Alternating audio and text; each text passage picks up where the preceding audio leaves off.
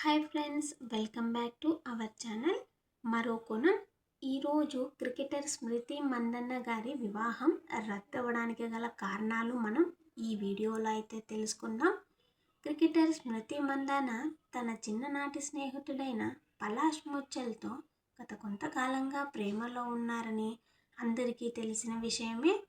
అయితే ఇక్కడ స్మృతి మందన్న గారు అండ్ పలాష్ ముచ్చల్ ఇరు ఫ్యామిలీలు వీళ్ళిద్దరి ప్రేమ బంధాన్ని వివాహ బంధంగా మార్చాలని వీళ్ళిద్దరికి ఎంగేజ్మెంట్ చేయడం కూడా జరిగింది. అలాగే వీళ్ళిద్దరి బంధాన్ని పెళ్లి డేట్తో ఫిక్స్ చేశారు. సో ఆ రోజు హల్దీ అండ్ సంగీత్కి సంబంధించిన సంబరాలు అయితే ఆకాశాన్ని అంటాయని చెప్పచ్చు. వాటికి సంబంధించిన ఫోటోల్ని స్మృతి మందన తన ఇన్స్టాగ్రామ్లో షేర్ చేసుకుంది. వాటిని చూసి అభిమానులంతా శుభాకాంక్షలు తెలియజేశారు. అలా ఆ రోజు ఇంకొక గంటలో పెళ్ళి అనగా ఒక విషాదం అయితే చోటు చేసుకుంది. అదేంటంటే స్మృతి మందన్న గారి తండ్రి గుండెపోటుతో కుప్పకూలిపోయాడు.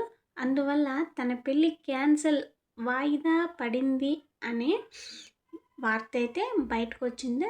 దానికి గల కారణమైతే ఇంకోటి ఉంది.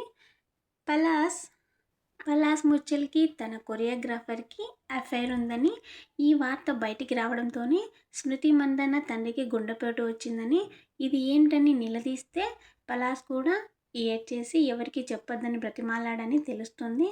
సో పలాష్ కూడా హాస్పిటల్లో అడ్మిట్ అయినట్లు ఆ రోజు వార్త అయితే షేర్ చేశారు.